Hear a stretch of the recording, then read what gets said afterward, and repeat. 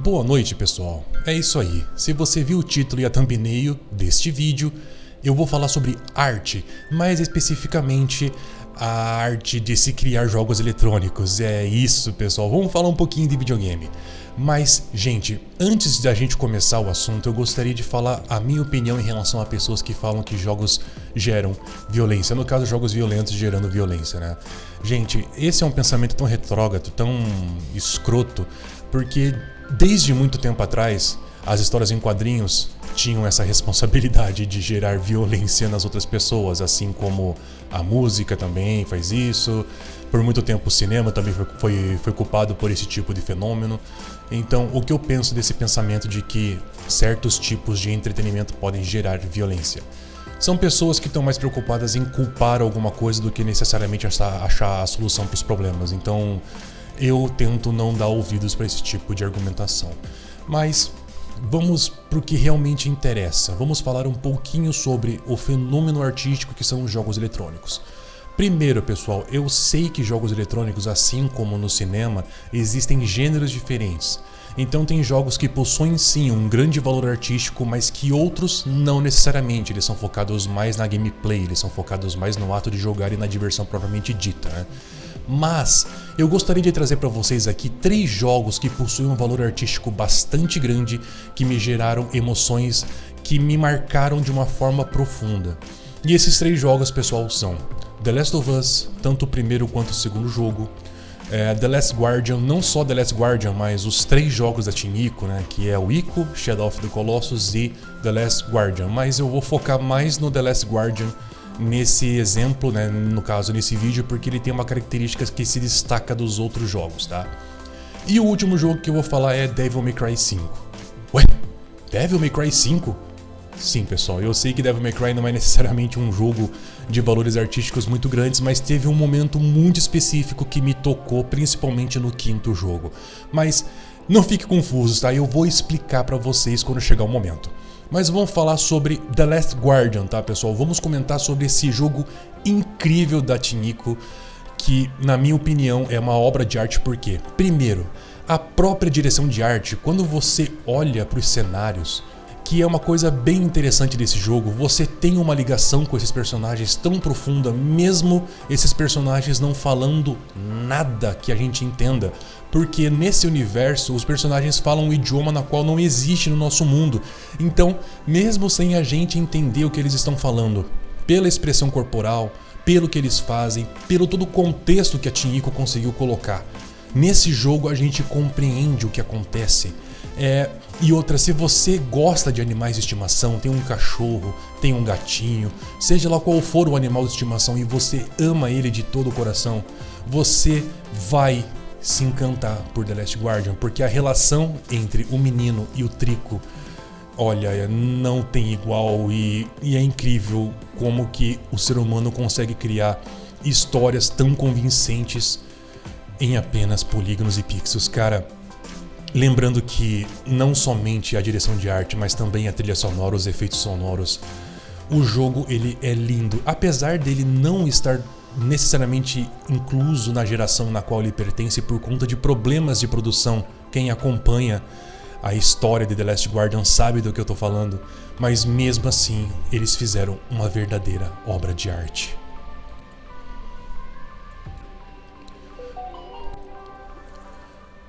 O segundo título que eu gostaria de trazer para vocês aqui é The Last of Us, que, pelo amor de Deus, pessoal, eles conseguiram trazer para o gênero apocalipse zumbi uma história que, meu Deus do céu, a relação de pai e filha que Joel e Ellie construíram no primeiro jogo, tornando pessoas que teoricamente se comportariam da forma mais, digamos, de formas terríveis em um universo como esse, mesmo assim extrair um relacionamento tão bonito entre esses 2 personagens tentando sobreviver a esse universo, o background dos personagens, a relação entre eles, o jeito moleque que a Ellie tem, ingênuo, mesmo tendo nascido já nesse pesadelo que é o universo de The Last of Us. Mesmo assim ela deixa transparecer a infantilidade, ela deixa transparecer digamos assim, a criança que ainda existe nela, mesmo ela não tendo a oportunidade de fazer isso no nosso universo. E isso é muito bonito, isso cativa, isso dá um ar de esperança para todo esse pesadelo que eles vivem nesse universo.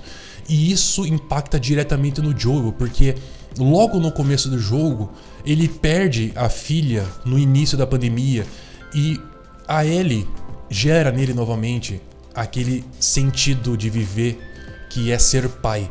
E isso torna o homem já predestinado novamente a defender a sua filha. Tanto que no fim do jogo você vê quais são as consequências que o Joel é capaz de encarar para poder proteger a Ellie. E no segundo jogo a gente tem de fato as reais consequências que o Joel teve que sofrer por ter salvo a Ellie. E vocês sabem, né? Quem jogou o jogo sabe. Mas o que acontece no final? A Ellie, ela é imune à infecção. Então, para que seja possível fazer uma vacina, o Joel precisa levar a Ellie até um grupo chamado de vagalumes para que eles possam produzir essa vacina, porque lá eles tinham um laboratório. Só que quando o Joel chega lá, ele basicamente atravessa os Estados Unidos inteiro para levar a Ellie até os vagalumes. O Joel descobre que para que eles possam tirar o antídoto, para que eles possam fazer a vacina, eles teriam que matar a Ellie. Aí vem uma coisa que me gerou uma confusão. Mesmo eu não sendo pai, eu pude compreender o sofrimento do Joel naquele momento. O que seria o mais correto? Você permitir que matassem a sua filha para salvar toda a humanidade, ou você mata todo mundo naquele complexo para poder salvar sua filha? E na boa, eu já fiquei impactado não sendo pai. Eu fico imaginando se eu tivesse um filho. A Naughty Dog conseguiu fazer uma obra de arte, tanto no primeiro quanto no segundo jogo. E agora, pessoal, vamos falar sobre Devil May Cry 5. Eu sei que parece estranho, apesar de Devil May Cry ser um jogo de enredo simples, né? Mas o que me cativa muito em Devil May Cry é a construção dos personagens, o Dante, o Nero. Cara, não tem personagem ruim nesse jogo. E basicamente os personagens carregam todos os acontecimentos. Não somente em seu carisma, mas também na gameplay, o que eles são capazes de fazer. Você se sente muito poderoso controlando esses personagens. Então, Devil May Cry, ele consegue transmitir uma capacidade de te envolver na história, não pela trama, mas pela construção e pelo carisma dos personagens. Mas, apesar de muitas pessoas não gostarem do personagem do Nero, eu acabei me identificando com esse personagem, porque se você observar a fundo a construção dele a partir do Devil May Cry 4, eu vou desenvolver o que eu percebi, tá, pessoal? É o que eu percebi da construção do personagem do Nero. Um dos grandes mistérios do passado do Nero é, de fato, da onde ele veio. Assim como Dante e assim como Virgil, o Nero também é um ser humano meio demônio, só que não explica o porquê, da onde que ele tirou essa metade demônio, ao contrário do Dante e do Virgil, que a gente sabe a origem dos dois. E isso deixou um ar de mistério para esse personagem. Só que muitas pessoas não perceberam isso porque, como o Dante foi o protagonista de todos os Devil May Cry até o momento, a troca pro Nero gerou esquisitice, né? As pessoas não gostaram de ver o seu protagonista sendo trocado por um personagem totalmente novo, tendo um apelo emocional que para muitos é um clichê, mas que eu acabei não enxergando dessa forma. Acabou dando uma carga emocional à série que não tinha antes. E sim, eu achei que a Capcom executou muito bem. Mas ok, vamos voltar aqui. O Nero, ele tem um passado obscuro onde ele não sabe de onde ele veio. A única coisa que se sabe é que ele foi encontrado quando bebê e ele foi criado junto a um culto, digamos assim, um culto, uma religião que venerava Esparta como sendo um deus pelo fato de ele combater os demônios da terra. Então, por conta disso, Nero ele viveu em um meio onde eles odiavam demônios. Só que Nero não sabia que ele era meio demônio. Até um determinado momento em que ele sofre um ferimento no braço direito. Só que, ao invés do ferimento se curar, isso torna-se um caminho pro lado demônio do Nero se desenvolver, transformando o braço direito do Nero em um braço demoníaco. E isso faz com que o Nero se sinta excluso, né? Excluído daquele universo, daquele povo, porque é um povo que combate e reza para Esparta para que eles sejam protegidos por demônios, e na verdade ele tem um demônio se manifestando em seu braço direito. E isso faz com que ele vire uma escória, no caso seria uma escória, porque Nero se esforça ao máximo para esconder esse braço, porque ele ama a irmã do melhor amigo dele, que é digamos assim, uma das grandes patentes desse culto. Então, para que ele não se afaste dela, ele acaba se anulando. Mesmo ele sendo um ser extraordinário no universo de Devil May Cry, ele acaba adotando uma postura medíocre para que ele seja aceito naquela sociedade que pensa de forma dogmática, né? Então ele acaba se anulando e deixando de aproveitar todo o potencial extraordinário que ele e o braço direito dele poderia ter. Que na gameplay de Devil May Cry 5 a gente percebe o quão extraordinário isso é. Mas depois dos acontecimentos do jogo, tanto ele quanto a Kyrie, que é o par romântico dele, percebem que os poderes demoníacos que ele possui também podem ser utilizados para o bem.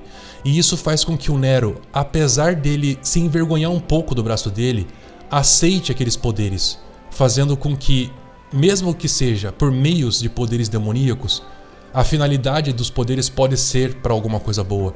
Então ele fica em paz com o seu braço, com seus poderes, e também fica em paz ao lado do seu par romântico, do lado da Kyrie, na qual ele se esforçou tanto para salvar no quarto jogo. Mas no quinto jogo, pessoal, não só no quinto jogo, mas no próprio quarto jogo, mas no quinto isso acaba ficando um pouco mais percebível, digamos assim. O Nero, ele nunca se perdoou por ser fraco, a ponto de não conseguir salvar quem ele ama. Por quê? Por causa do Kratos, né, que morreu no quarto jogo, que pra ele era como se fosse um irmão. Kyrie, when I was a kid, I was alone. You and Kratos were all I knew. And now all of a sudden I find out I have a family. What am I supposed to do with that? Apesar dos dois não se darem muito bem, os dois foram criados juntos, então eles tinham um amor de irmão um com o outro, e ele acabou não salvando o Kratos no quarto jogo. E o Nero se culpa muito por não ser forte o suficiente para não salvar quem ele ama, por ele não ter conseguido salvar quem ele ama. E isso gerou um background pro personagem pra mim, que no momento em Devil May Cry 5 em que ele se predestina a ninguém mais morrer, de que ele iria salvar todo mundo, em que ele começa a correr, solta, grita que ninguém mais vai morrer.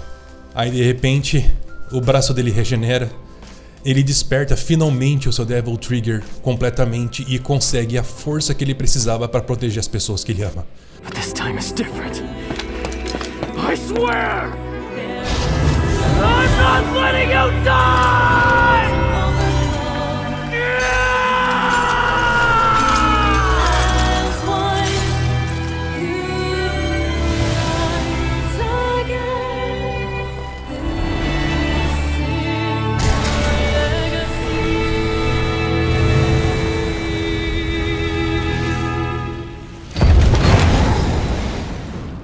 Então foi por causa disso, pessoal, que eu chorei nesse momento.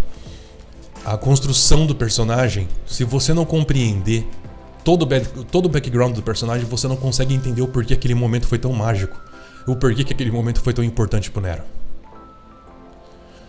Bom, é isso, pessoal. Eu peço desculpas aí pelo... Eu quase chorei, sério mesmo. Mas é isso, pessoal. Obrigado a todos vocês por terem ouvido até aqui. E boa noite a todos vocês. Tchau, tchau.